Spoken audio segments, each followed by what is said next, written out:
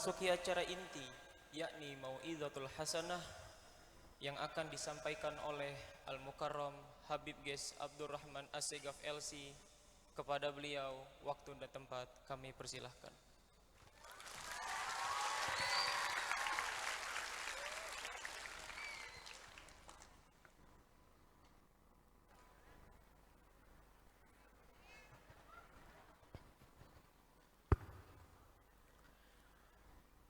Bismillahirrahmanirrahim. Yang saya muliakan dan cintai Ibu Nyai Siti Fauziah, semoga Allah subhanahu wa ta'ala memanjangkan umur beliau, Allah sehatkan badan beliau, sehingga bisa terus membimbing kita supaya kita bisa husnul khatimah. Yang saya muliakan dan saya junjung tinggi sekali keberadaannya, Barokatul Anam Al-Wali Al-Mursyid Kiai Haji Tabrani Asy'ari, semoga Allah subhanahu wa ta'ala selalu meninggikan derajat beliau, memanjangkan umur beliau, dan kita bisa mendapatkan kemanfaatan dari beliau fid dunya wal akhirah, amin ya rabbal. Yang saya muliakan dan saya cintai, saudara saya, kekasih saya, 3 sahabat saya yang baru saja saya temui kemarin, namun saya yakin di alam arwah sebelum bumi ini diciptakan, sebelum ada alamul syahadah, sebelum ada alamul ajsad, ruh kami sudah bertemu. Kiai Haji Fathullah MA bin Kiai Haji Muhammad Hafiz, semoga Allah subhanahu wa ta'ala muliakan beliau selalu dan mengabulkan semua hajat-hajat dunia akhirat beliau, amin ya rabbal. Gus Ya'qub bin Kiai Haji Tabrani Asy'ari dan juga Gus Abdul Aziz, menantu dari Kiai Haji Tabrani Asy'ari, beliau berdua insya Allah mendapatkan nadhrah dari Sayyidul Wujud Sayyiduna Muhammad. Yang saya muliakan saudara kami yang kebetulan berhalangan, Dr. Kiai Haji Zainul Arifin beserta rombongan. Yang saya muliakan Kiai Haji Lutfillah Baydawi. Yang saya muliakan Kiai Haji Daniel. Yang saya muliakan Dr. Kiai Haji Syukron Maksum. Yang saya muliakan Bupati Batanghari. Yang saya muliakan Ketua PCNU Batanghari, segenap ulama, kiai, habaib, asatiz, banser, santriwan dan santriwati sekalian, uhayyikum bitahiyyatil Islam. Assalamualaikum warahmatullahi taala wabarakatuh.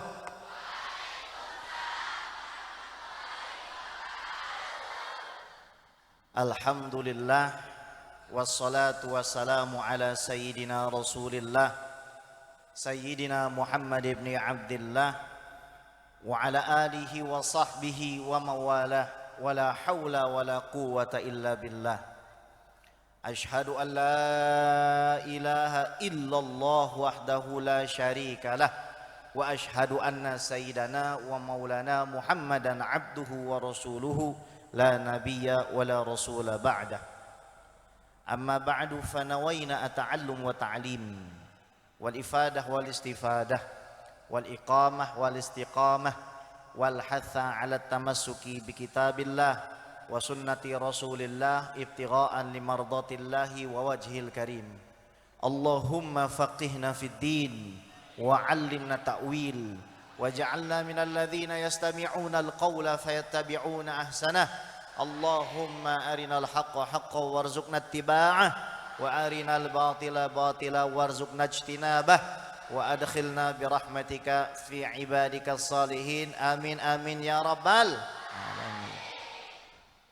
Saudaraku sekalian yang dimuliakan oleh Allah, malam ini kita patut berbahagia dan bersyukur, karena ketika banyak orang tidak diberi kesempatan untuk berzikir malam hari ini, ketika tidak sedikit yang menghabiskan waktu malam harinya untuk bermaksiat, kita diizinkan oleh Allah Subhanahu wa taala untuk menghadiri satu haflah dan majelis yang insya Allah kedatangan ratusan ribu daripada arwah aulia dan salihin, dan dihadiri Sayyiduna Muhammad sallallahu alaihi wa alihi wa sahbihi wasallam. Semoga dengan kita menghadiri haul ini Allah Subhanahu wa taala menurunkan ampunannya kepada kita, dan kita semua diampuni dosanya dan bisa mendapatkan keberkahan dunia akhirat. Amin amin ya rabbal alamin.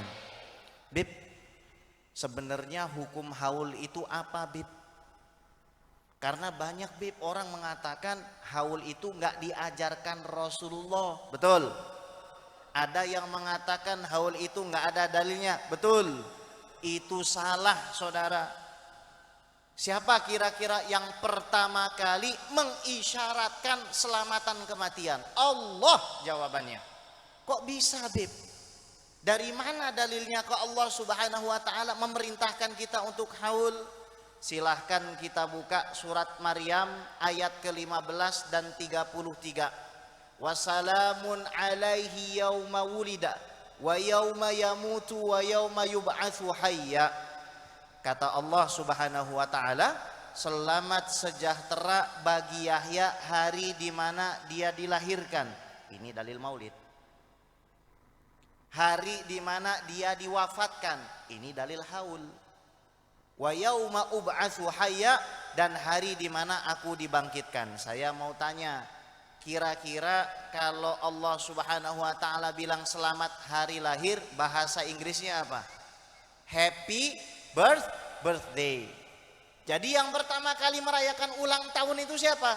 Allah jawabannya. Yang pertama kali merayakan haul para anbiya itu siapa? Allah jawabannya. Jadi haul ini dalilnya Quran.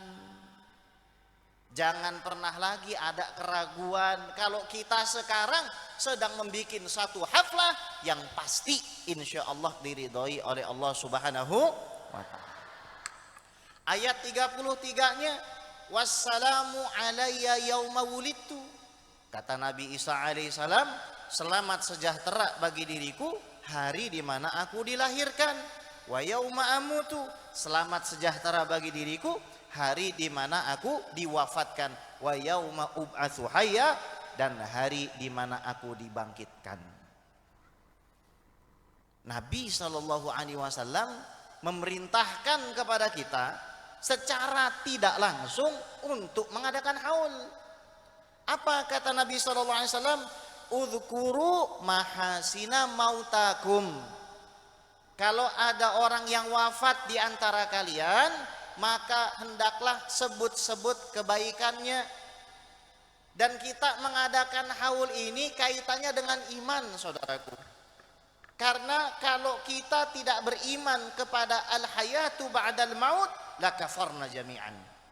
Kalau kita tidak punya iman, tidak punya keyakinan bahwasanya ada yang namanya kehidupan setelah kematian, kita sudah keluar daripada agama Jadi yang hadir haul itu semuanya mukminun. Yang hadir haul itu semuanya muslimun, bukan ahli bid'ah apalagi syirik, saudara. Shallu ala Nabi Muhammad. Terus ada yang bilang lagi, Bib, nggak boleh Bib jalan jauh-jauh. Kata Nabi SAW, la tushaddur rihal illa ila thalathati masajid. Nggak boleh kalian itu mengencangkan binatang tunggangan kecuali ketiga masjid. Masjidil Haram, wa masjidi hadza, wa masjidil Aqsa. 3 masjid suci, Masjidil Haram, Masjid Nabawi, dan Masjidil Aqsa. Makanya nggak boleh jauh-jauh datang dari Ibruk ke sini. Saya jauh-jauh datang dari Jakarta ke sini, nggak boleh, kata dia. Kata dia. Shallu ala Nabi Muhammad. Jangan suka ketipu dengan lafaz dan teks hadis. Kalau kita menghadapi teks-teks semacam itu, langsung cari syarah para ulama.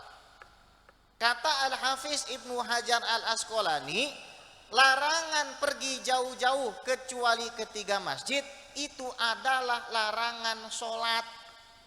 Kenapa? Kalau kita sholat di Masjidil Haram, pahalanya dikali 100.000 derajat. Ini kadang-kadang orang salah tafsir, ngartikan pahala 100.000, yang betul 100.000 derajat. Kira-kira antara satu derajat dengan yang satu ada berapa tahun? Sayyiduna Abdullah ibnu Abbas mengatakan ada 100 tahun. Kalau kita sholat di Masjid Nabawi, pahalanya kali 1000. Kalau kita sholat di Masjidil Aqsa, pahalanya dikali 500. Makanya Rasul bilang sama kita, nggak perlu kalian jauh-jauh kalau mau sholat. Adapun ziarah maqabir aulia wassalihin, hukumnya adalah sunnah. Kata sebagian orang, apalagi waktu Al-Fakir pergi ke Saudi Arabia, malam-malam pengen coba ngetes ke Baqi', ditahan. Padahal yang harus kita tahu, Nabi Muhammad SAW kalau ziarah ke Baqi' malam hari, saudara, bukan siang. Jadi kita ini harus tahu fadilahnya malam. Sampai guru kami di Mesir, Maulana Syekh Ali Jum'ah Muhammad Abdul Wahab mengatakan, kullama zadat qira'atul mu'min lil Qur'an bil lail zadat tisaquhu ma'al alam. Apa artinya, Habib? Setiap bertambah bacaan Al-Qur'an pada malam hari bagi seorang yang beriman, juzuk demi juzuk, huruf demi huruf, fakrah demi fakrah, maka pada siang harinya Allah akan jadikan dia seorang pemenang. Dan para aulia serta solihin, pengangkatannya pasti terjadi di malam hari. Jadi banyak aulia dan solihin yang saya temukan, pasti malam harinya jarang tidur. Beda tipis sama kita. Kalau kita juga jarang tidur, karena banyak yang masih jomblo. Makanya ada istilah Jones, jomblo ngenes. Ada istilah jereng, jomblo penuh koreng. Tapi insya Allah kita semua jovisa, jomblo visabili. Amin ya robbal. Kalau soal jodoh kenceng aminnya rupanya. Shallu ala Nabi Muhammad. Jadi boleh nggak ziarah jauh-jauh? Oh boleh, sunnah hukumnya.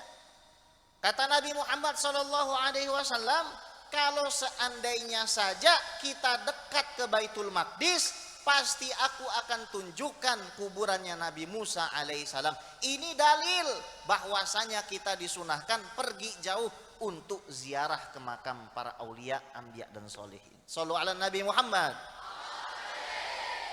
Bib, nggak boleh Bib bikin bangunan terus di dalamnya ada kuburan. Pernah nggak dengar orang bilang begitu? Pernah?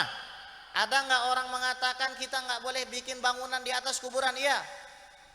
Jangan lupa saudara, makam Nabi Muhammad SAW, makam Sayyidina Abu Bakar Siddiq radhiyallahu taala anhu, makam Sayyidina Umar bin Khattab radhiyallahu taala anhu, itu adanya di kamar Siti Aisyah. Dan kata Imam Malik bin Anas, dengan derajat riwayat yang sahih, para sahabat Nabi kerjanya gonta-ganti. Ngapain? Sholat di kamar yang ada kuburannya, saudara. Tapi bukan kuburan orang sembarangan. Kita kalau dengar nih cerita-cerita, Al-Fakir nih baru datang kemarin, tapi seperti kejatuhan bulan. Karena Masya Allah ditemukan satu persatu wali min auliyaillah, yang mana mungkin gak pernah cerita sama guru-gurunya, gak pernah cerita sama murid-muridnya, dibukakan rahasia. Jadi saya ingin sampaikan, Batanghari, Ibruk, dan juga seluruh Jambi ini sudah kejatuhan nikmat. Nikmat apa? Aulia, nikmat para kekasih Allah. Sementara Nabi mengatakan almar'u ma'aman ahab, orang akan dikumpulkan bersama yang dia cintai. Nanti tahu sendiri. Suatu hari kelak tahu sendiri. Ini Jambi ini banyak sekali wali-wali yang dikirimnya dari tanah Jawa. Shallu ala Nabi Muhammad. Jadi boleh nggak Beb? Iya boleh. Hadisnya sahih, di tembok Ka'bah itu ada makamnya Nabi Ismail alaihis salam. Kalau seandainya nggak boleh, pasti dihancurkan itu Ka'bah sama Rasulullah. Hadis riwayat Al-Imam At-Tabarani, kata Imam Al-Haythami di dalam Majma' Zawaidnya, ini hadis rijaluhu rijalu thiqat. Artinya semua yang meriwayatkan hadis ini adalah orang-orang yang sangat terpercaya di Mina. Semoga kita semua pergi ke Mina dan haji. Amin ya robbal. Di Mina itu ada makam 70 orang nabi. Bukan cuma satu, bukan cuma dua, bukan cuma tiga. Di dalam masjid ada 70 makam, saudara. Maka jangan pernah takut dan jangan pernah meragukan amalan-amalan kita punya datuk-datuk. Kita punya kakek-kakek Nahdliyin itu jangan pernah kamu ragukan amalannya. Ada orang mengatakan kembalilah kepada Al-Quran dan Sunnah. Betul. Mohon maaf, kami Nahdliyin tidak pernah kemana-mana. Kalau kamu mungkin keluar, maka kamu yang harus kembali.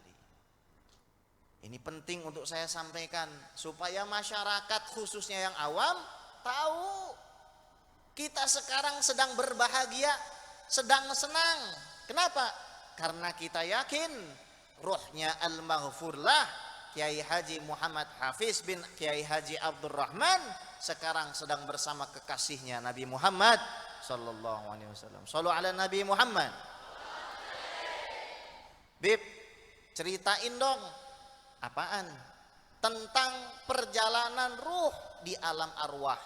Kita semua ayatnya hafal.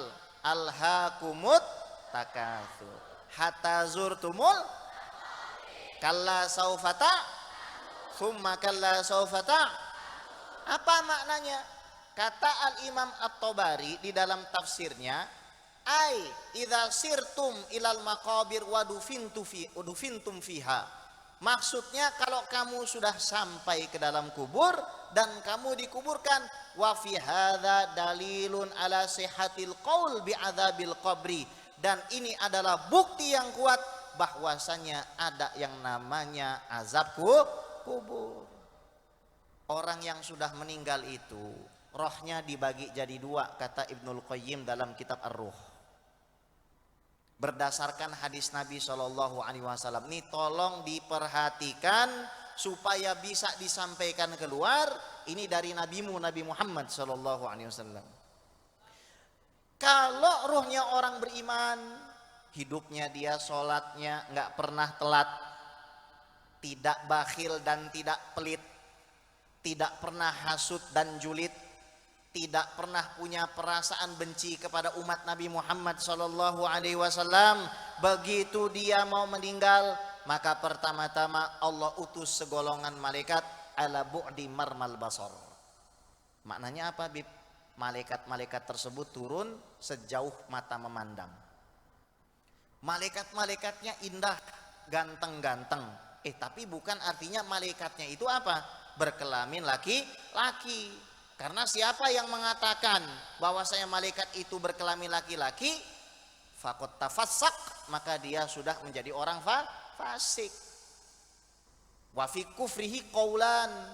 Sementara yang mengatakan kafir itu ada dua pendapat. Dan barang siapa mengatakan malaikat itu seorang perempuan, faqad kafar kama kafarul yahud, maka sudah kafir hukumnya. Ini hati-hati. Zaman sekarang anak-anak kadang-kadang gambar malaikat ada sayapnya, kadang-kadang ada perempuan digambar. Ini jangan sampai kita nggak paham. Kita punya warisan nih ilmu akidah, jangan sampai kita tidak paham. Shallu ala Nabi Muhammad. Terus ngapain, Beb? Itu malaikat Allah utus membawa kain kafan yang diambil dari surga. Jadi udah dikasih down payment dulu sama Allah. Itu roh belum masuk surga, udah dikasih kain kafan dari surga, dikasih minyak wangi dari misik yang diambil dari surga. Kemudian datang malaikat maut dalam keadaan yang rupawan dan indah, lantas membisikkan di telinga orang yang akan dicabut tersebut, ya ayyatuhan nafsul mutmainnah irji'i ila rabbiki radiyatan mardiyah. Nah, itu nafsul mutmainnah ini yang kalau ngajinya segrep, yang kalau ngajinya rajin, nggak pernah telat datang ke masjid, yang nggak pacaran. Kalau poligami gimana, Bib? Allahu a'lam. Shallu ala Nabi Muhammad. Kemudian rohnya itu keluar seperti air yang keluar dari geriba, dari ceret. Langsung dibungkus dengan rapi, dikasih minyak wangi, dan saudaraku, 7 pintu langit dibukakan. Ini hadisnya sahih, diriwayatkan oleh Al-Imam Al-Hakim, diriwayatkan oleh Al-Imam An-Nasai, diriwayatkan oleh Al-Imam Ahmad, sahih ala syartil Bukhari wa Muslim. Jadi ini memang akan terjadi. Kemudian 7 pintu lapis langit dibuka, masing-masing malaikat yang ada di setiap langit menyolatkan ruh orang beriman tersebut. Seandainya kita mati tidak ada yang menyolatkan, tidak usah khawatir. Selama kita ini wafatnya husnul khatimah, malaikat 7 lapis langit pasti akan menyolati kita. Setelah melalui 7 lapis langit, semua malaikat memuji, maka ditulislah nama orang tersebut di Illiyin. Wa ma adraka ma illiyun, kitabum marqum yashhaduhul muqarrabun. Ditulis namanya, oh ini ahli surga nih, ini orang jarang maksiat, ini orang banyak sholawat. Saya tadi pagi baru diijazahi sama Kiai Tobroni. Tak desek-desek, tak senggol-senggol, langsung beliau mengijazahkan setiap hari minimal membaca 1000 kali sallallahu ala Muhammad. Itu amalannya beliau. Nyuwun sewu Kiai, tak buka sedikit, banyak yang belum saya buka. Shallu ala Nabi Muhammad. Tuh amalannya. Ditulis nama kita di Illiyin, lalu ruh tersebut dikembalikan kemana? Ke kubur. Ketika suara kaki peziarah sudah tidak terdengar lagi, maka terjadilah sesuatu yang sangat luar biasa. Apa, Bib? Kuburannya orang beriman itu diluaskan 70 hasta. Ini namanya dhira'. Berarti kurang lebih 35 meter.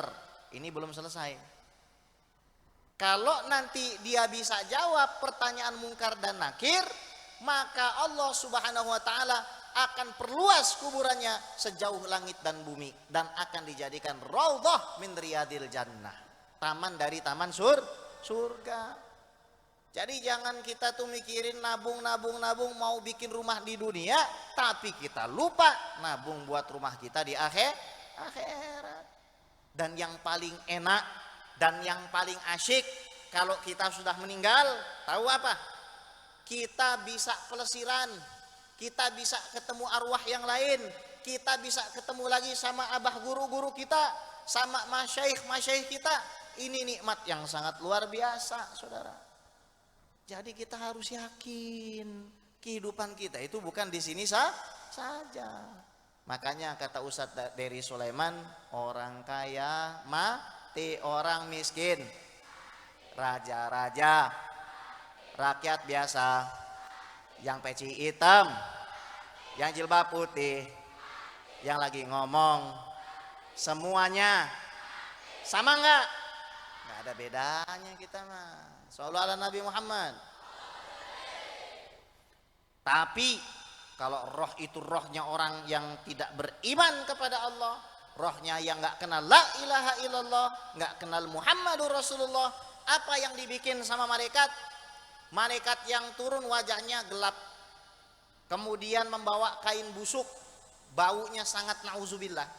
Malaikat maut menariknya secara paksa, ruh tersebut dibenamkan di dalam sijin. Tahu sijin? Itu bumi ada 7 lapis, sijin itu lobang yang ada di bawahnya, dimasukkan situ dulu. Setelah itu, setelah peziarah pada pulang, dimasukkanlah ruh tersebut ke dalam kuburnya untuk ditanya sama malaikat mungkar dan nakir. Man rabbuka, siapa Tuhanmu? Ini nggak bisa nyontek. Kadang-kadang orang tua usil amat ya, dimasukin apa? Contekan, man rabbuka, Allah, man nabiyuka, Muhammad. Kira-kira bisa atau tidak? Bisa atau tidak? Yang jawab apa? Amal solehmu, sholatmu, takzimmu sama kiai, mahabbahmu sama habaib. Itu yang bisa membantumu untuk menjawab, saudara. Tapi kalau nggak bisa jawab, kata Nabi SAW, akan ditemani 99 tinin. Apa itu tinin ya Rasul? Satu tinin itu 70 ular. Satu ular ada 7 kepala. Jadi sampai hari kiamat, orang yang nggak beriman, orang yang nggak mau sholat, orang yang nggak mau zakat, orang yang nggak mau puasa Ramadan, ditemani kurang lebih 48.000 kepala ular. Na'udzubillah. Terus kalau nggak bisa jawab pertanyaan malaikat, gimana Habib? Dipukul telinganya pakai gadah, bem, dan suaranya terdengar oleh semua makhluk kecuali manusia dan jin. Ular dengar, kecoa dengar, malaikat dengar, seluruh alam dengar teriakannya. Kira-kira sakit atau tidak? Sakit atau tidak? Ada umat di zaman dulu diazab dengan cara diteriaki, tapi bukan diteriaki istri, itu azab dunia. Kalau diteriaki istri itu azab dunia. Imam Abdul Wahab Asy'arani itu jadi wali, kenapa? Karena sabar dengan istri. Ketika ditanya, ya Abdul Wahab Asy'arani, kenapa kok kamu tidak mau berpoligami? Inni la uhibbu an ukassira qalba wahidin min ibadillahi ta'ala. Saya tidak mau menghadap Allah, mematahkan satu hati dari umat Nabi Muhammad sallallahu alaihi wasallam. Shallu ala Nabi Muhammad. Diteriaki sama malaikat Jibril. Malaikat Jibril itu kalau membentangkan satu sayapnya ada 600 sayap. Kalau dibentangkan sama malaikat Jibril itu bumi semua tertutup. Kira-kira kalau kita diteriaki sama makhluk seperti itu, pecah nggak telinganya? Bukan cuma telinga yang pecah, roh kita pun pecah. Ini makanya kita ngerayakan haul, saudara, supaya kita tahu apapun yang kita hadapi di dunia ini pasti ada akhirnya. Kita senang-senang sementara, sedih juga yang selamanya adalah akhirat. Shallu ala Nabi Muhammad. Beb, sekarang kami kan sudah tahu nanti jadinya seperti apa. Ada enggak kira-kira amalan yang bisa membantu kami, orang Batanghari, orang Jambi, ataupun keluarga kami yang lain yang lagi enggak ada di sini supaya husnul khotimah? Ada. Al-Imam Ibnu Athaillah As-Sakandari di dalam kitab Al-Hikam beliau, siapa ini Imam Ibnu Athaillah? Seorang wali besar yang bermazhab tasawuf Syadzili, dimakamkan sekitar setengah jam dari Universitas Al-Azhar, namanya Gunung Muqattam. Kalau dari Universitas Al-Azhar, saya doakan semoga pesantren Al-Muhajirin, kemudian Al-Muttaqin, kemudian Darul Arifin, semua yang ada di Jambi ini bisa murid-muridnya kuliah di Al-Azhar Mesir. Amin ya Rabbal. Kata Imam Ibnu Athaillah As-Sakandari, min alamatin nujhi fin nihayat ar-ruju'u ilallahi fil bidayat. Tanda orang itu husnul khotimah, dia awal mula hidupnya mengembalikan semua urusannya kepada Allah. Bib, ini masih umum. Kasih kami sesuatu yang bisa kami pegang sampai akhir hayat. Baik, Syekh Muhammad Basim Dahman An-Naqsyabandi di dalam kitab beliau Al-Adwaq An-Naqsyabandiyah fi Syarhil Hikam lil Imam Ibnu Athaillah mengatakan, ada 5 hal yang kalau kamu pegang maka kamu akan mati husnul khotimah. Meskipun kamu seorang petani, meskipun kamu tidak menjadi muadzin di masjid, meskipun kamu mungkin bekerja sebagai tukang parkiran, apapun profesimu, kalau kamu pegang 5 ini, maka matimu akan bahagia. Yang pertama, al-mahabbatu lis-salihin, cinta kepada orang soleh. Iblis nama aslinya siapa? Azazil, pemimpin ahli ibadah di langit dunia. Tapi kenapa iblis dari atqal atqiya bisa menjadi asfala safilin? Sebab dia punya kebencian kepada Nabi Adam alaihi salam. Misal kita lihat ada kiai beli mobil baru, ayan. Ada kiai bangun rumah baru, stroke. Ada kiai nikah lagi, mati. Inna lillahi wa inna ilaihi rajiun. Jangan hasut seperti iblis. Tapi kita harus cinta kepada orang soleh. Buat wali santri yang pengen anaknya jadi ulama, ini ada tipsnya dari Imam Al-Ghazali. Imam Al-Ghazali ini Masya Allah, ayahnya tukang tenun wol. Bukan orang kaya, bukan kiai, bukan habaib.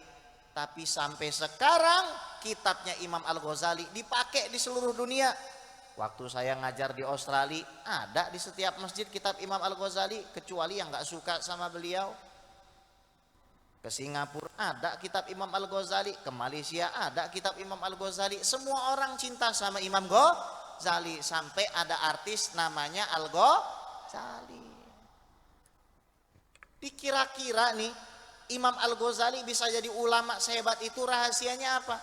Beliau punya bapak, itu kalau ada majelis ahli fikih, majelis ahli ilmu, pekerjaannya pasti ditinggal. Setelah itu dia duduk paling depan, menyediakan air minumnya, menyediakan makannya, sambil dia berdoa, ya Allah, tolong dengan keberkahan mahabbahku kepada orang-orang yang engkau cintai, angkatlah derajat anakku menjadi ahli fikih yang tiada tanding. Imam Al-Ghazali bukan sekedar ahli fikih, saudara.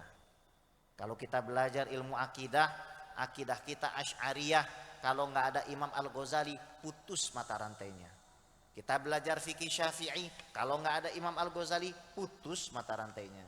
Kita belajar ilmu tasawuf, kalau nggak ada Imam Al-Ghazali, putus mata rantainya. Siapa ayahnya? Seorang kiai? Bukan. Seorang habib? Bukan. Seorang alim? Bukan. Ahli fikih? Bukan.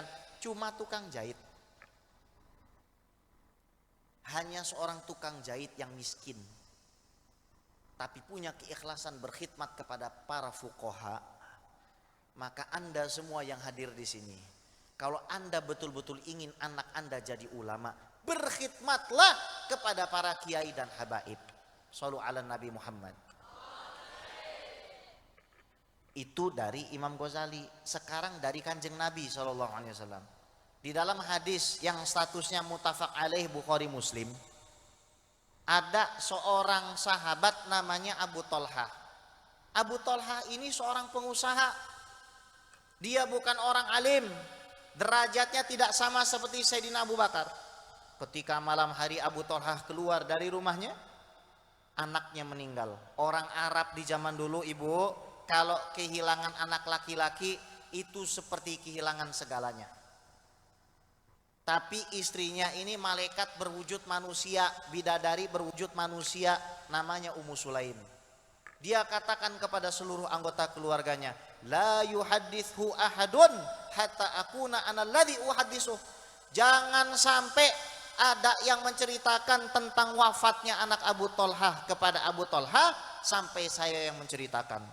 Abu Thalhah pulang ke rumah. Istrinya ngadu, belum. Apa yang dilakukan Ummu Sulaim? Ummu Sulaim menyediakan makan. Bayangin, anak lagi meninggal, anak terbujur kaku, istri Masya Allah khidmatnya sama suami. Wahai wanita yang takut kepada Allah, wahai wanita yang mendaba surga, surgamu ada pada suamimu. Hati-hati, ini zaman sekarang istri susah banget bangun malam. Kalau saya ditanya, Beb, definisi istri itu apa? Istri adalah makhluk lembut yang bangunnya sebelum subuh. Tapi istri saya bangunnya setelah subuh, Beb. Itu bukan istri. Terus apa, Beb? Itu kambing bandot. Itu bandot namanya. Ini suami capek-capek nyangkol di sawah, capek-capek kerja, dia tidur aja sambil lihat handphone. Bangun-bangun subuhnya telat. Gimana beb caranya supaya bangunin istri? Gampang pak, bisikin aja di telinganya. Barang siapa bangun sebelum subuh tepat pada waktunya dan sholat, maka akan dibukakan pintu-pintu mall. Nah, itu lah. Pasti bangun nggak bu? Bangun nggak? Pasti bangun. Tapi kalau nggak bangun juga gimana beb? Bisikin. Bila Israel datang memanggil tuh bangun dia nanti. Tapi ada kalau memang dia nggak bisa bangun juga, ini yang terakhir, ini pasti bangun ini. Mau bunyainya kah, mau ustazahnya kah, mau syarifahnya, kalau denger ini pasti bangun. Apa beb? Ayat apa? Bukan ayat. Senangnya dalam hati, kalau beristri dua. Bangun nggak bu? Langsung bangun, tapi bukan ke kamar mandi, melainkan ke dapur ambil pisau. Shallu ala Nabi Muhammad. Nah, ini Ummu Sulaim, bayangin, anak sudah meninggal, kasih makan, dia dandan, diajaklah berhubungan suami istri dalam kondisi anak meninggal. Setelah itu dia bilang, ya Aba Tolha, aro'aita idza a'ara qaumun ariyatahum ala qaumin fatalabu minhum ariyatahum alahum ayyamna'uhum. Wahai abang, wahai kakanda, bagaimana pendapatmu apabila ada seseorang pinjam barang kepada kita lalu jatuh tempo untuk mengembalikan sementara dia tidak mengembalikan, boleh nggak begitu? Kata Abu Tolha, lah nggak boleh. Fahtasibnak, ikhlaskan putramu karena putramu sudah diambil oleh Allah. Abu Tolha kemana setelah itu? Dalam keadaan sedih anaknya hilang, yang didatangi bukan warung kopi, nggak pergi ke Starbucks apalagi KFC, nggak posting status di media sosial.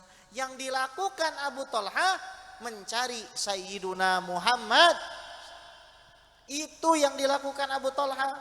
Kata Rasulullah, a'arrastumul laila Abu Tolha, apakah semalam kamu berhubungan? Iya ya Rasul. Didoakan sama Rasulullah, langsung hamil istrinya. Pada saat hamil, dalam keadaan perutnya sudah bunting, istri dan suami ngintili Rasulullah. Rasul keluar Madinah, ngikut. Rasul masuk dari luar Madinah, ngikut. Sampai akhirnya lahir seorang anak laki-laki. Anak laki-laki jabang bayi ini dibawa Anas bin Malik membawa kurma untuk ditahnik. Tahnik itu adalah memakankan kurma atau barang yang manis dari mulut seorang kiai, dari mulut seorang alim, dari mulut seorang sayyid habib, dengan mengharapkan keberkahan liurnya, kemudian dimasukkan ke dinding-dinding rongga-rongga mulut si bayi. Makanya ditahniknya pakai kurma. Kalau nggak ada kurma pakai madu, supaya apa? Mulutnya manis. Bu, nyaut napa? Bu, sehat? Ibu kalau misalkan suaminya pedas, dulu ditahniknya pakai cabai itu.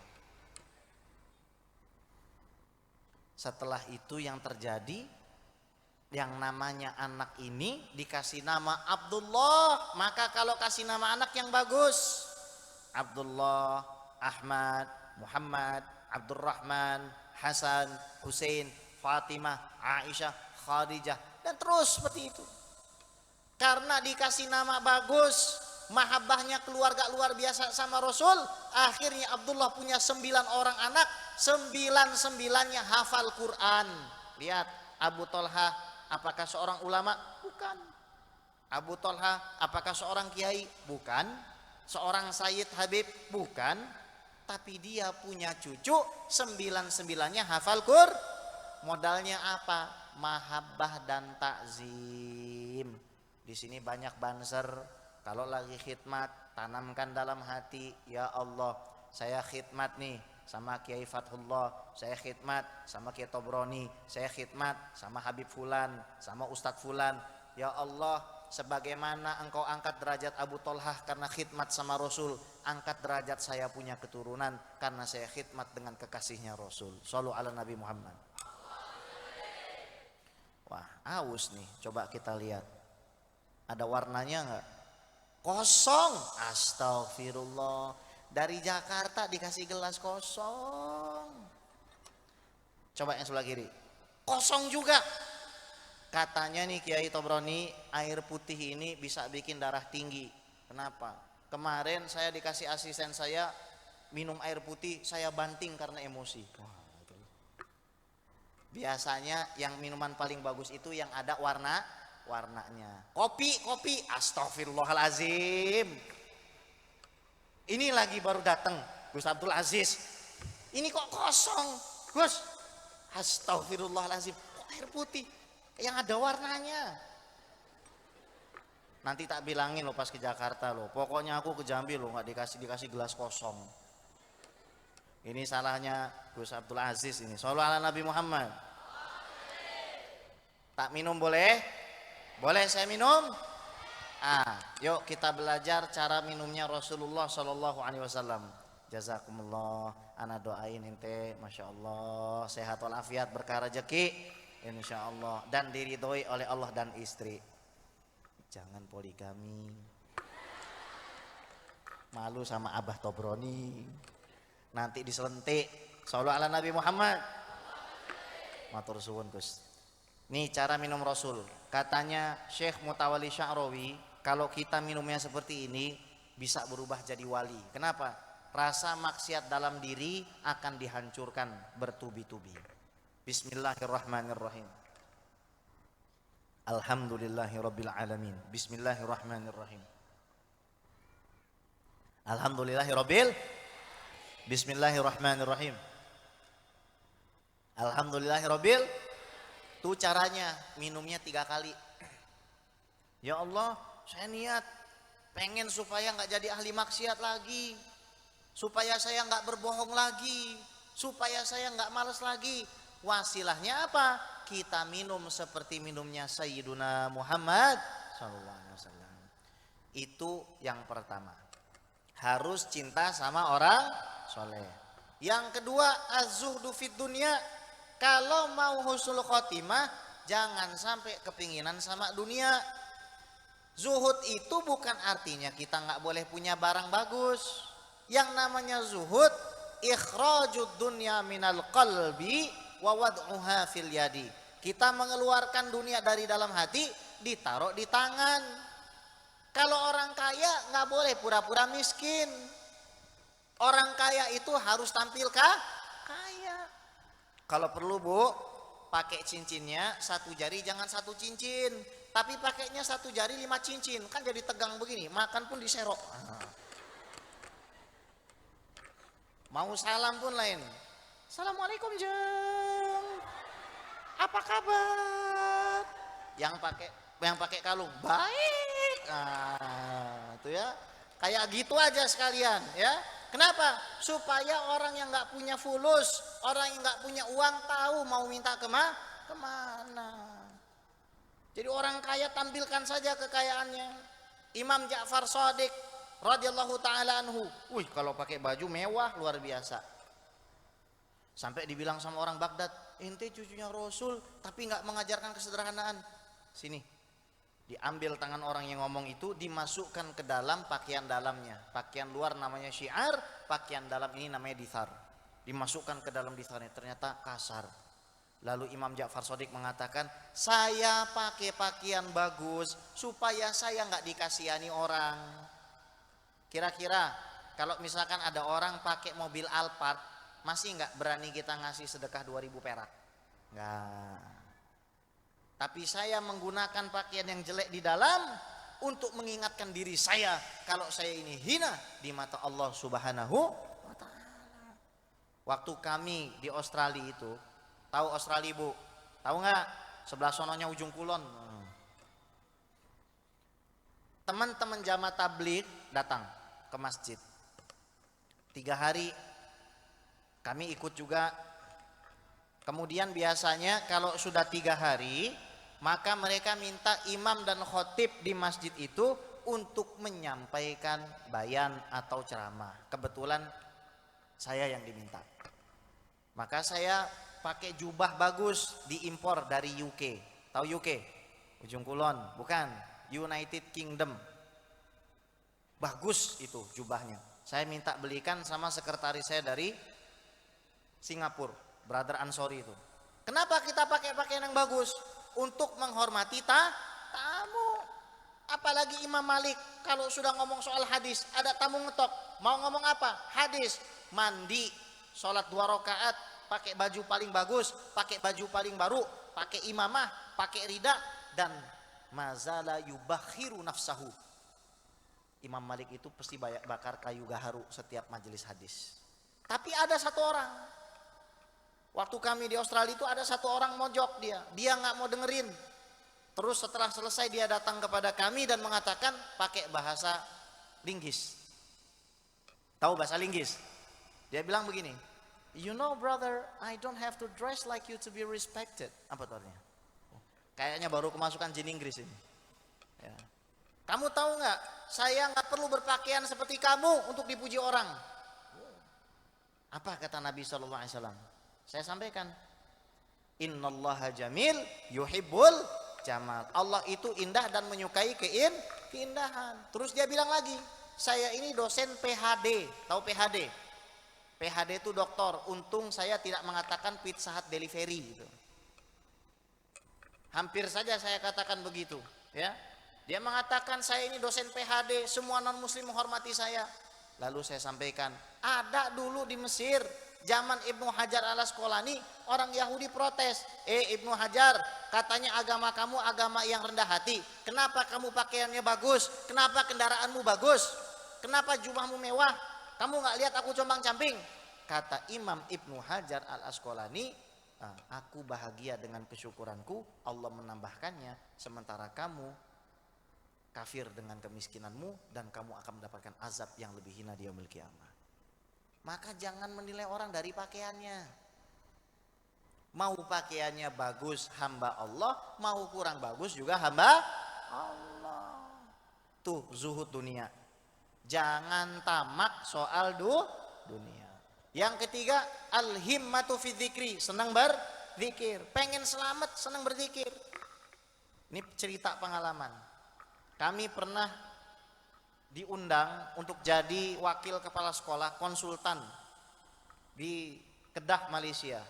Al-Bukhari Islamic University Islamic School. Itu sekolah Islam terpadu termasuk yang paling besar se-Asia. Bayar listriknya tok 1 miliar sebulan. Listrik tok itu. Yang bayar satu orang. Kami dibikinkan hotel, dikasih hotel. Bayangkan guru dibikinkan hotel. Kalau mau ke sekolah naik mobil golf. Masya Allah nggak? Masya Allah nggak? Enak nggak? Tanya, ya Tan Sri, kenapa antum bisa kaya kayak begini? Bu, ini penting karena yang bisa melakukannya hanya ibu. Saya punya ibu tidak pernah berhenti setelah subuh sampai sebelum maghrib membaca Allahumma sholli ala sayyidina Muhammad wa ala ali sayyidina Muhammad. Bu, pengen kaya nggak? Pengen suaminya banyak rezeki nggak? Kalau suaminya lagi kerja, taruh dulu handphonenya, taruh remote TV-nya, ambil tasbihnya, baca Allahumma sholli ala sayyidina Muhammad.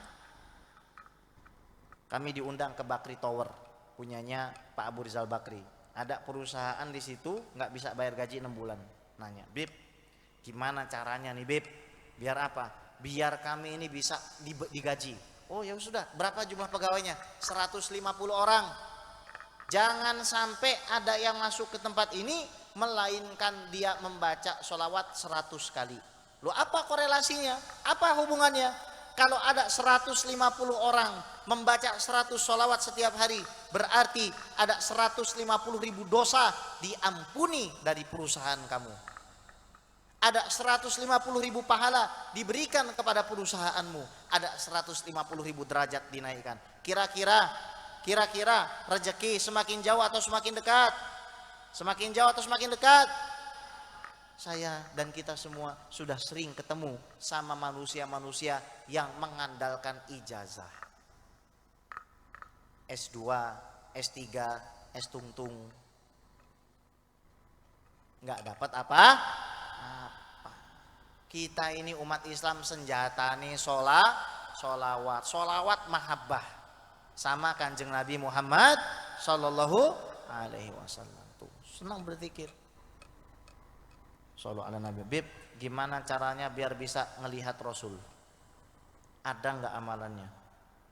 Al Habib Muhsin bin Idrus Al Hamid, seorang wali min auliyaillah, berkata kepada saya, siapa yang betul-betul mencintai Nabi Shallallahu Alaihi Wasallam, pasti dia ingin berjumpa dengan beliau. Dan siapa yang betul-betul punya cinta kepada beliau, pasti akan membaca sholawat kepada beliau. Tapi itu saja tidak cukup. Beliau memberikan amalan apa? Baca inna a'toina kal kautsar fasholli li rabbika wanhar inna syani'aka huwal 1000 kali. Baca 1000 kali dengan khusyuk, dengan mahabbah, dengan cinta, dengan kerinduan kepada Nabi. Fa insyaallah kita bisa ngelihat Nabi Muhammad sallallahu alaihi wasallam. Nabi indah enggak? Nabi ganteng enggak? Pengen ketemu sama Rasulullah? Rindu sama Rasulullah? Shallu ala Nabi Muhammad. Nabi baik enggak orangnya? Sopan enggak orangnya? Wangi enggak badannya? Badannya wangi. Wakaful Mustafa kalwardi nadi Allah. Wa itruha yabqa idza massat ayadi.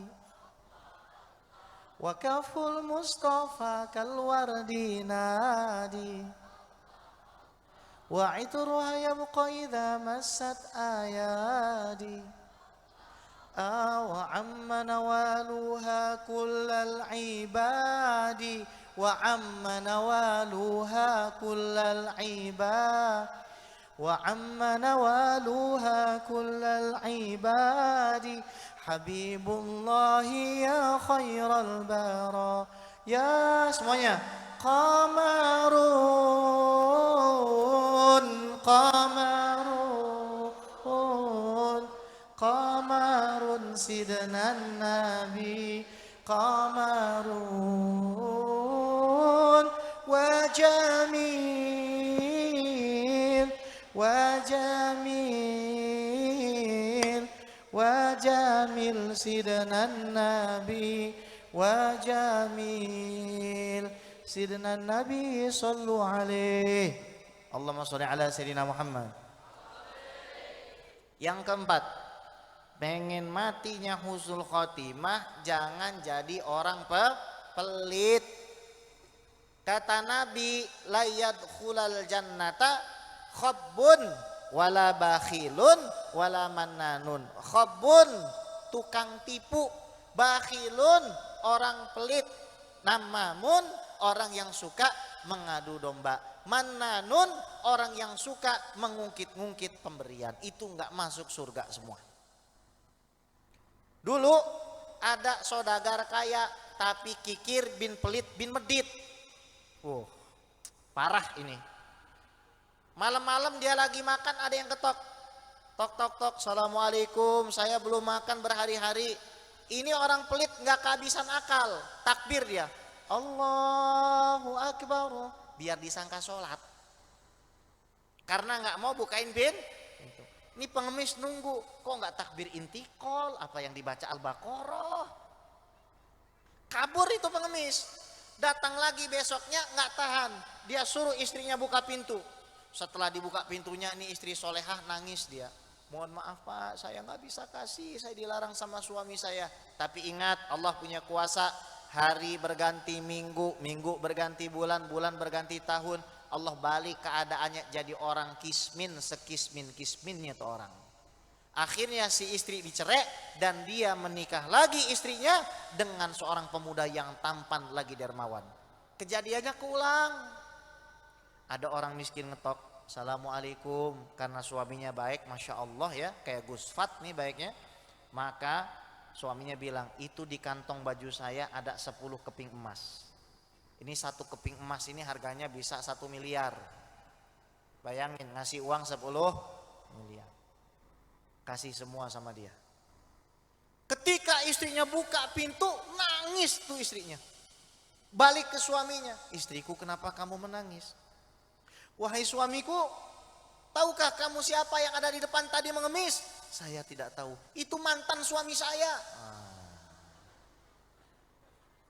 Hati-hati ente. Ya kan?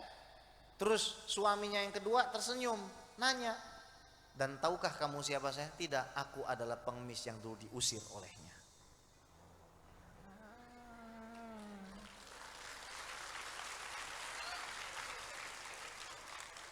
Itu Allah kalau pengen ngeflip keadaan seseorang, itu kayak ngeflip botol. Kan?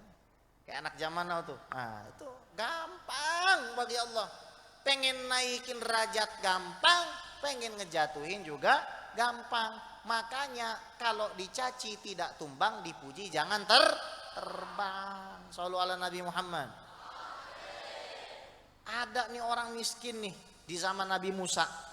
Dia datang sama Nabi Musa. Musa, kasih tahu saya gimana caranya kaya. Kata Nabi Musa gini, gampang kalau pengen kaya.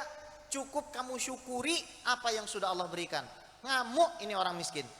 Musa, lihat baju saya compang-camping. Saya belum mandi, nggak punya uang, belum makan. Gimana saya mau bersyukur? Maka orang itu membawa kemurkaan dari Allah. Datang orang kaya. Musa, anta kalimullah. Tolong kasih tahu kepada saya gimana caranya miskin. Ajib. Ada orang kaya pengen miskin. Kira-kira di zaman sekarang ada nggak? Nabi sampai berdoa, Allahumma ahyini miskinan. Ya Allah, hidupkanlah saya dalam keadaan Itu doanya Rasul. Ada yang berani doa begitu? Tak amini, ayo. Tak amini. Kita ini kalau doa Allahumma ja'alna minal aghniya, Allahumma ja'alna minal athriya, Allahumma ya ghaniyu ya hamid, ya mubdi'u ya mu'id. Enggak ada tuh imam doa Allahumma ahyini miskinan tuh enggak ada. Tapi itu doanya Kanjeng Rasul. Kalau kamu mau miskin gampang. Gimana caranya? Kalau mau miskin cukup kamu berhenti ngucap alhamdulillah. Habis makan enggak usah alhamdulillah. Habis buang air besar enggak usah alhamdulillah. Habis buang air kecil nggak usah alhamdulillah. Punya anak nggak usah alhamdulillah. Bisa makan nggak usah alhamdulillah. Miskin kamu nanti. Akhirnya orang itu bilang, demi Allah Musa, saya tidak mungkin tidak mensyukuri nikmat Allah. Yang miskin tambah miskin, yang kaya tambah kaya. Nah, yang terakhir ya, pandai-pandailah kita itu bersyukur. Contohnya yang laki-laki rajin-rajinlah sholat malam. Bu, jawab bu, pengen disayang suami, yakin? Mau tahu caranya? Gampang. Pertama, bangun sebelum subuh. 2, tumbuk jahe, tapi jangan ditaruh di mata suami bu, dicerek nanti. Habis itu rebus air, taruh jahenya di situ, taruh kopi kapulaga, taruh susu kental manis. Terus cari di online shop gelas yang tulisannya You are my everything.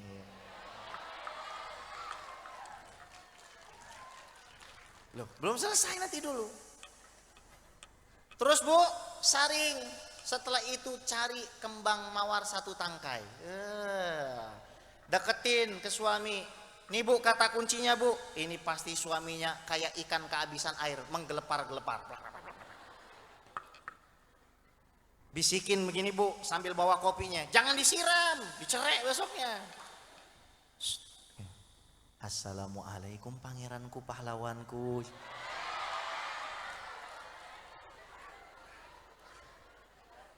Yai, Masya Allah. Bib, bu, kalau misalkan model begitu, pasti bu, pasti nanti suami ibu akan pertama-tama kan biasa orang nikah ngomong sayang itu hanya 3 tahun pertama, 5 tahun manggilnya abi, umi, 10 tahun manggilnya heh.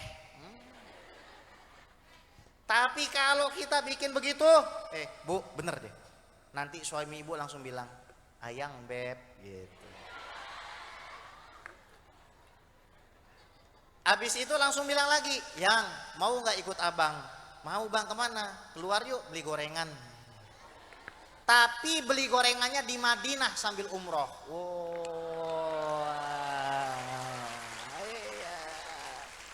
Begitulah caranya kita memuliakan suami. Bib, itu modalnya banyak.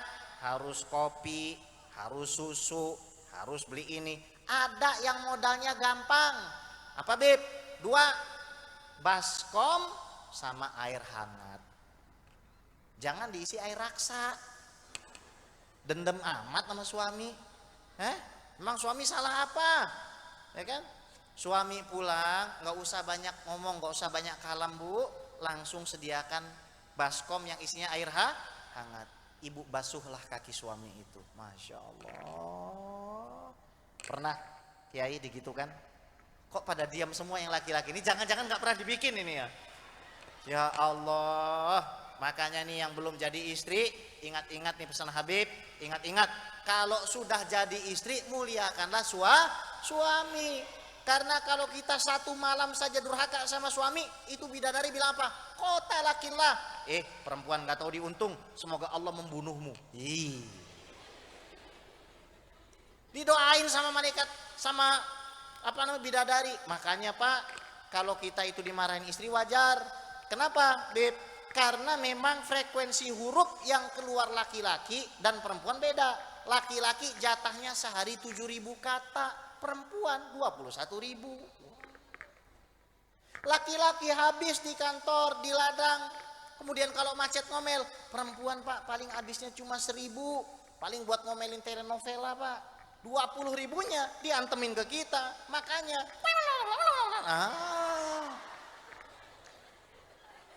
kalau kita mau selamat dari amukan istri, gampang. Misalkan dia marah, gampang. Tinggal bilang gini, Masya Allah, iya kamu benar. Allah ridho kepada kamu. Kamu gak pernah salah. Karena dalam rumah tangga rumusnya cuma 2. 1, istri tidak pernah salah. 2, kalau istri salah, kembali ke peraturan pertama. Istri tidak pernah salah. Betul? Betul? Sayyiduna Umar itu tingginya 2,8 meter. Tapi kalau sudah masuk rumah begini. Ya sama kayak Gus Fat, sama kayak Tobroni, sama kayak Gus Aziz, sama kayak Gus Yakub. Kita semua susis, suami sieun istri. Tapi kita takut kepada istri karena kita takut kepada Allah. Itulah ya. Maka jadilah kita orang-orang yang pertama cinta kepada orang soleh. Yang kedua zuhud dunia. Yang ketiga senang berzikir. Yang keempat pandai bersyukur. Yang kelima pintar-pintar sholat malam. Itu husnul khotimah. Su'ul khotimah dibalik. 1, benci sama orang soleh. 2, rakus soal dunia. Kemudian yang ketiga, tidak pernah mau berzikir, nggak mau baca Al-Quran, nggak mau sholawatan, nggak mau maulidan, kemudian nggak pintar bersyukur dan tidak pernah sholat malam. Ya sudah, tadi saya diminta ceramahnya sampai jam 3 subuh. Tapi karena wajah Anda semua wajah-wajah prasmanan, saya tidak tega. Marilah kita berdoa, semoga kita dikasih kehidupan yang barokah. Biar bisa beli rumah sama mobil mewah. Pergi hajinya ke Mekah. Tawafnya di depan Ka'bah. Mabitnya di Mina Musdalifah. Kita lontar sama-sama jumroh ula, usta dan aqabah. Ziarah Nabi ke Madinah. Pulang-pulang kita bikin kontrakan sama beli sawah. Anak istri suami soleh dan solehah. Hidup istiqomah. Yang kenceng, hidup istiqomah. Istri 3 dikontrakin rumah. Semoga kita semua keluarga al-muhajirin, keluarga al-muttaqin, kemudian keluarganya Darul Arifin dan semua pesantren yang ada di Jambi ini dalam naungan rahmat Allah Subhanahu wa ta'ala. Dari tadi kita sholawatan baca Quran semuanya, kita hadiahkan semua pahalanya kepada Al-Mafurlah Kiai Haji Muhammad Hafiz bin Kiai Haji Abdurrahman dan seluruh orang tua kita, guru-guru kita. Semoga ya dengan kita kumpul di sini, nanti kelak kita kumpul sama Nabi Muhammad sallallahu alaihi wasallam. Ada hadis yang ingin saya sampaikan ini, dan ini saya sangat tersentuh sekali, dan ini saya merasa harus menyampaikannya. Ketika saya datang disambut sama Gus Fat, Gus Aziz, Gus Yakub, bener-bener tawaduknya luar biasa. Kalau kita kan tawaduk tahu warna duit. Nah, kalau beliau bertiga ini enggak. Saya terenyuh terus saya diajak makan, dikasih minum apa. Nabi pernah bilang gini, siapa orangnya yang pernah direpoti sama anak cucuku, terus anak cucuku itu nggak mampu membalasnya, izinkan aku yang membalasnya di hari kiamat. Jadi ingin saya sampaikan kepada Bunyai, kepada keluarga Al-Muhajirin, kepada Kiai Tobroni, kepada Gus Aziz, Gus Yakub, Gus Fat, yang nggak hadir ini saudara saya Kiai Haji Zainul Arifin. Insya Allah antum ana akalna to'amakum, saya sudah makan makanan antum, syaribna syurbakum, saya sudah minum minuman antum semua. Nanti saya nggak bisa balas, tapi insya Allah kakek saya yang balas, Sayyiduna Muhammad sallallahu alaihi wasallam. Wa sallallahu ala Sayyidina Muhammadin wa ala alihi wa sahbihi ajmain walhamdulillahi rabbil alamin. Terakhir kita sama-sama sholawatan ya. Raqqat aynaya syauqan wa li taibata darfata ishqan habibi fadaya qalbu wa rifqan. Raqqat aynaya syauqan wa li taibata darfata ishqan fa'ataitu ila habibi fahda ya qalbu wa rifqan. Sallu ala Muhammad. Assalamu alayka ya Rasulullah.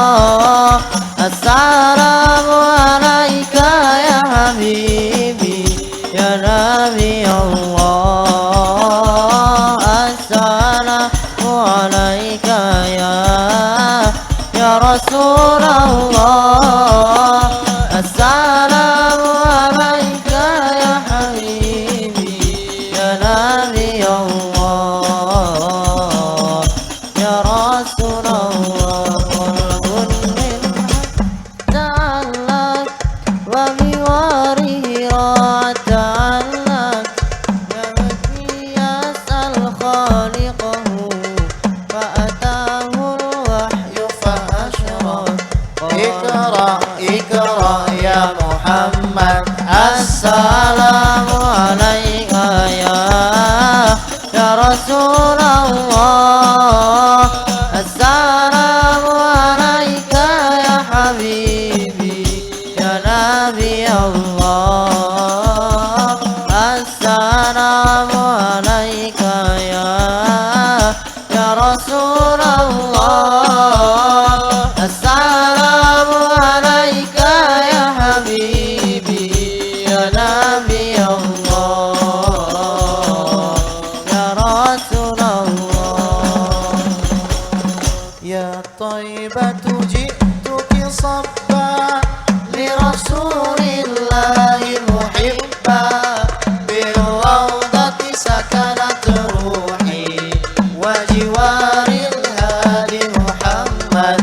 Ya Taibatu ji'tuki sabba li Rasulillahi muhibba bil rawdati sakanat ruhi wa jiwaril hadi Muhammad. Assalamu alayka ya Rasulullah. Assalamu alayka ya habibi ya Nabi Allah. Assalamu alayka ya Rasulullah. Assalamu alayka ya habibi ya Nabi Allah. Ya Rasulullah. Sallu ala Nabi Muhammad. Jangan lupa follow Instagram saya. Yes. Habib Ges Official ya, jangan lupa follow. Insya Allah banyak keberkahannya, banyak yang bisa kita manfaatkan. Saya titipkan antum semua kepada Allah. Ada pepatah, lontong Padang tahu Sumedang, meskipun jarak membentang Habib Ges tetap sayang. Ya, sholli ala Nabi Muhammad. Ada ranting, ada kayu, I'm nothing without you. Ya, ya sudah, gitu saja. Insya Allah kita kapan-kapan ketemu lagi ya. Assalamualaikum warahmatullahi taala wabarakatuh.